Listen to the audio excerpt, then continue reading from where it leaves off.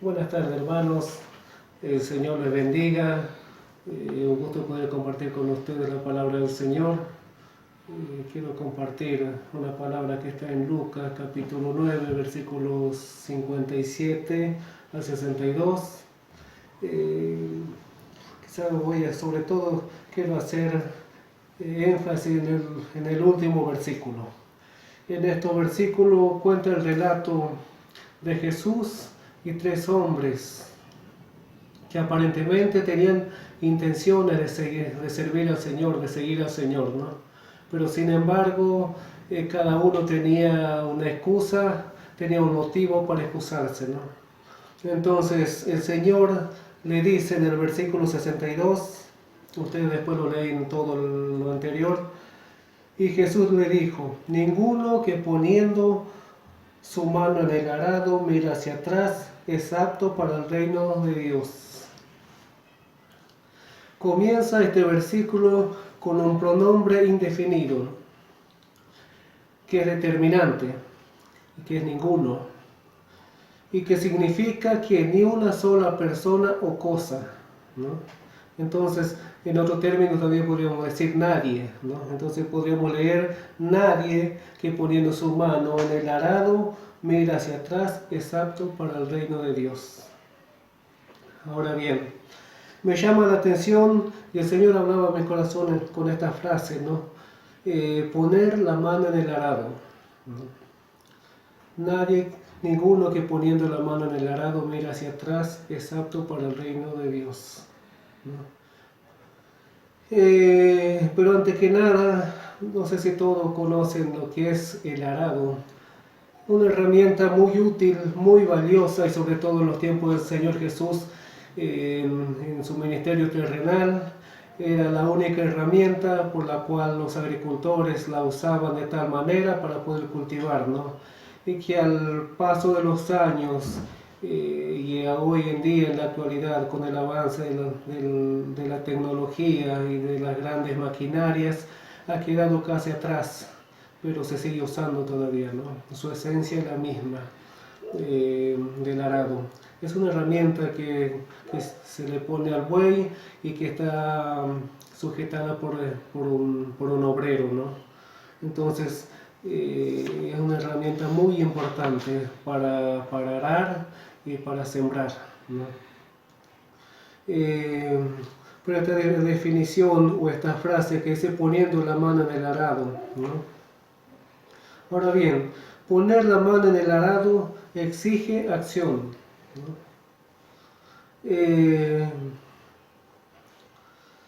Me da la idea de alguien, digamos, en movimiento, de alguien en actividad.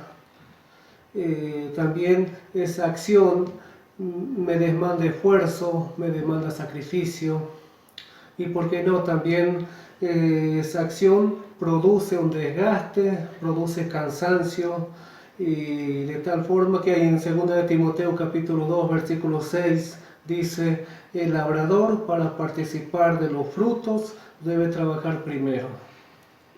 O sea, en síntesis, si no hay trabajo, no hay fruto, ¿no? Entonces, para ser partícipe de los frutos hay que trabajar, ¿no? Ahora, es muy importante tomar la iniciativa, pero también es muy importante perseverar, ¿no? Y por esta razón el Señor le dice ahí en este versículo, ¿no? El que pone la mano en el arado, mire que lo abandone, en otras palabras, ¿no? Es muy importante tomar la iniciativa, pero también es muy importante perseverar. Por otro lado, tenemos en Hebreos capítulo 12, versículo 12, que dice este versículo: por lo cual levantad las manos caídas y las rodillas paralizadas.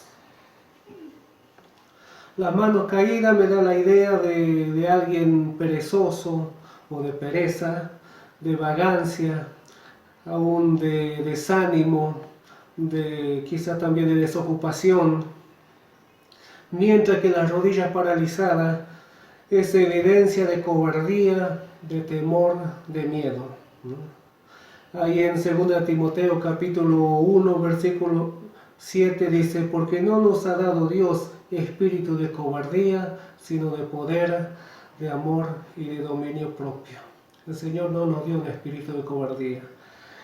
Pero sin embargo, hoy en día, en la actualidad, es común ver también hermanos que se mueven con esta actitud dentro del pueblo cristiano, ¿no? Las manos en el arado exigen surcos derechos. Reitero, las manos en el arado exigen surcos derechos.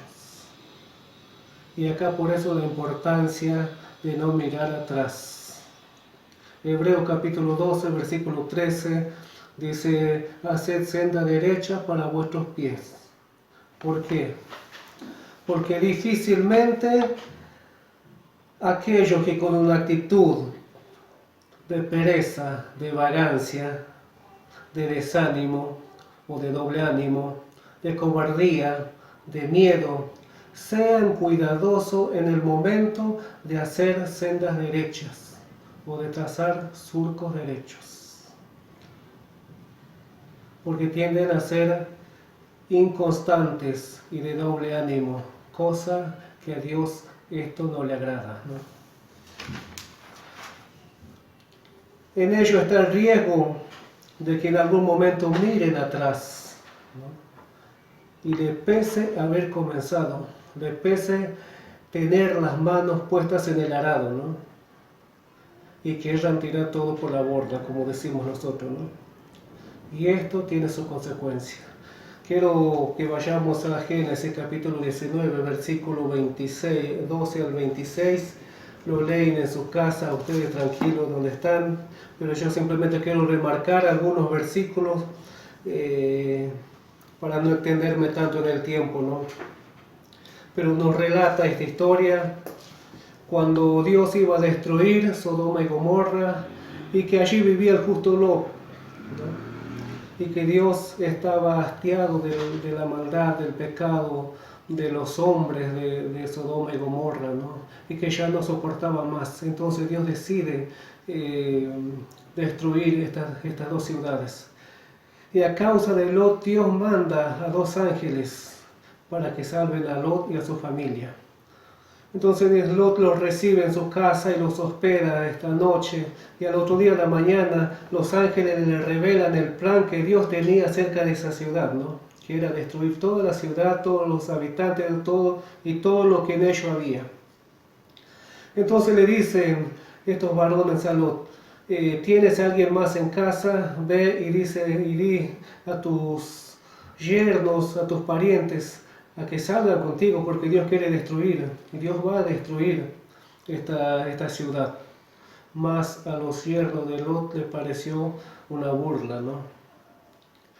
Y dice ahí en el versículo 15 del capítulo 19, y al rayar el alba los ángeles daban prisa a Lot diciendo, levántate, toma tu mujer y tus 2 hijas, que se hallan aquí, para que no perezcan en el castigo de la ciudad. Y deteniéndose él, los varones asieron de su mano y de la mano de su mujer y de la mano de sus 2 hijas, según la misericordia de Jehová para con él, y lo sacaron y lo pusieron fuera de la ciudad. Verso 17. Y cuando lo hubieron llevado fuera, dijeron, escapa por tu vida, no mires tras ti. En otras palabras, no mires atrás. Ni pares en toda esta llanura, escapa al monte, no sea que perezcas. El Señor extiende su misericordia sobre la vida de Lot, de su esposa y de sus 2 hijas, y le dice, no mires atrás, huye o escapa al monte, ¿no? Y no mires atrás, ¿no? Y Lot reconoce la misericordia de Dios, que le había alcanzado la misericordia de Dios. Entonces, y después de todo este relato, Lot le suplica a los ángeles que le dejen ir a Zoar, una ciudad más cercana, una ciudad chica, a donde podrían salvar sus vidas. Y el Señor le concede, ¿no? Dios le concede esta petición y le dice, bueno, date prisa y vayan a esta ciudad. Y él no quería hacer nada hasta que ellos no llegasen a esta ciudad. Pero dice en el versículo 26, la mujer de Lot, verso 26, miró atrás, a espalda de él, y se convirtió en estatua de sal. Miró atrás. Y el Señor dice, no, ninguno que poniendo su mano en el arado y mira hacia atrás es apto para el reino de Dios. La mujer de Lot miró atrás. Ahora, ¿qué es lo malo? ¿Cuál es la consecuencia de mirar atrás? Probablemente ella dudó de la sabiduría de Dios y de su protección. Dudó de eso y dijo en su corazón, quizás, ¿a dónde me lleva? Vamos a ser salvos. Si bien ya el Señor lo estaba salvando, había mandado a sus ángeles para sacarlo de la ciudad que iba a ser destruida.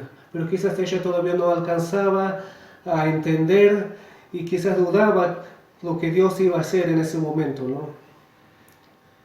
Y en segundo lugar, su acción de mirar atrás reflejó su pesar por todo lo que estaba dejando en ese momento en esa ciudad. Estaba dejando sus bienes, sus parentelas, sus pertenencias. Estaba dejando un pasado, una historia, ¿no? Y terminó pagando con su propia vida. Ahora, ¿qué es lo malo de mirar atrás? Parece contradictorio, pero las Escrituras también nos dicen en otros pasajes que debemos pararnos, debemos meditar, es decir, mirar atrás y ver si vamos por el buen camino y si no, encaminarnos, buscar el buen camino y seguir por él, ¿no? Pero acá la cuestión es, mirar atrás, cuando decimos mirar atrás, se encuentra un pasado, ¿no? Hay una historia, está nuestra historia, hay recuerdos, experiencias buenas y experiencias malas, y también hay grandes lecciones aceptadas, ¿no? Quizás a causa de algunos errores que hemos cometido, hemos aprendido lecciones, ¿no? Que el Señor nos habló en ciertas ocasiones y nos hizo recapacitar, y hemos aprendido que de eso no podemos volver a cometer, ¿no? Ahora, Jesús no se refiere tanto al hecho de mirar atrás, de mirar, sino el cómo, el por qué y el para qué mirar, ¿no? Esa es la cuestión, ¿no? El cómo, el por qué y para qué mirar, ¿no? Cuando miramos atrás debemos ser muy selectivos, porque existen dos tipos de vivencias. Están las buenas y las malas, las positivas y las negativas, las que nos ayudan y las que no nos ayudan, ¿no? Las que nos edifican y las que no nos edifican. Ahí está el tema, ¿no? Este es el tema en cuestión, por la cual el Señor nos dice que no debemos mirar atrás. Si miramos atrás, que sea para hacer una evaluación de nuestro progresar, de nuestro caminar, y que no sea, que esto no nos cause un pesar en nosotros por haber dejado cosas, quizás bienes, quizás la vieja vida con todos sus deleites, sino lo contrario, que ese mirar atrás nos pueda impulsar para seguir adelante, si hemos cometido algún error para poder corregirlo y no volver a cometerlo, ¿no? Ahora bien, las manos en el arado, y ya voy terminando, aseguran una recompensa. En 1 Corintios capítulo 9, versículo 16 dice, ¿tiene Dios cuidado de los bueyes? ¿O lo dice enteramente por nosotros? Pues por nosotros se escribió, afirma el apóstol, pues por nosotros se escribió. Y miren lo que dice, porque con esperanza debe arar el que ara y el que trilla con esperanza de recibir del fruto. ¿Cuál es tu esperanza? ¿Cuál es mi esperanza? Dios tiene que ser nuestra esperanza.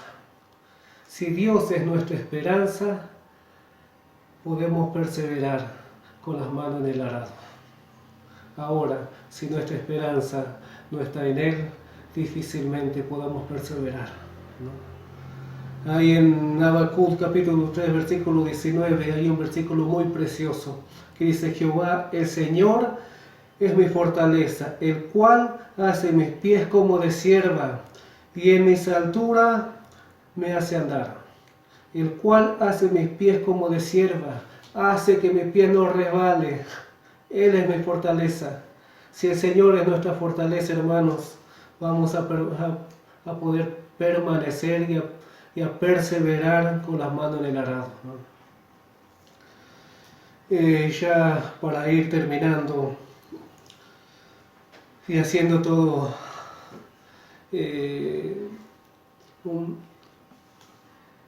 un simple repaso de todo lo que hemos leído, lo que hemos escuchado. No está mal mirar atrás. El Señor siempre nos dice que debemos evaluarnos, que debemos pararnos y hacer una evaluación de nuestra vida personal, ¿no? Y de nuestro caminar cristiano con Dios. Y como dije hace un momento, que al hacer ese párate, que al mirar atrás debemos ser muy selectivos. Pensar en aquellas cosas que nos hacen bien, que nos edifican, que nos construyen, que nos animan, que nos acercan más a Dios, y no tanto en aquellas que nos hacen mal. Debemos desecharlos.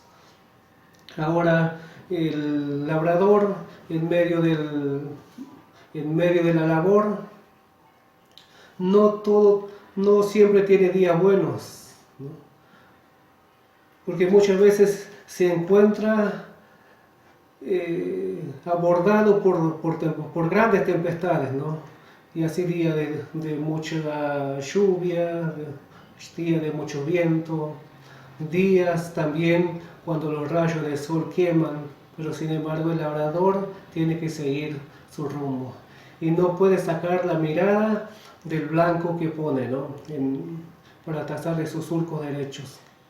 Ahora, en la vida del cristiano, como cristianos, nosotros tampoco no podemos dejar de mirar al Señor, que es nuestra meta, nuestro blanco.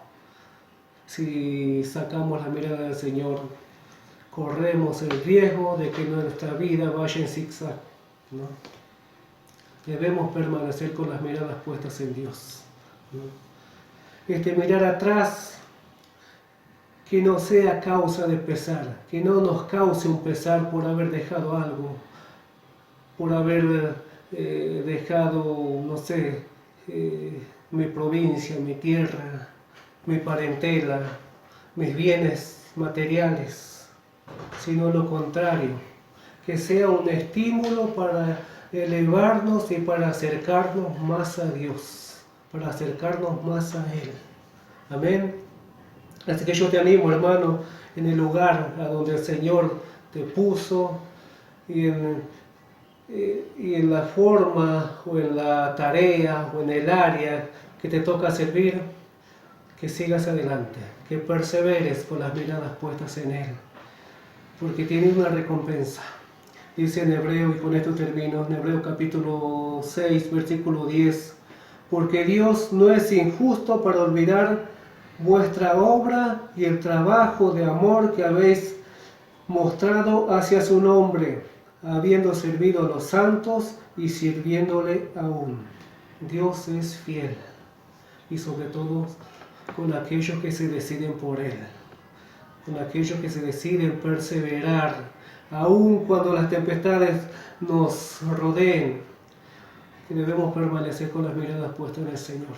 Así que, hermano, yo te animo a que no decaigas en el lugar a donde el Señor te puso, en el área donde el Señor te puso que tenés que servirle, puedas mantener tu mirada firme en el Señor y puedas permanecer, porque hay una recompensa para vos y para todos aquellos que permanecen.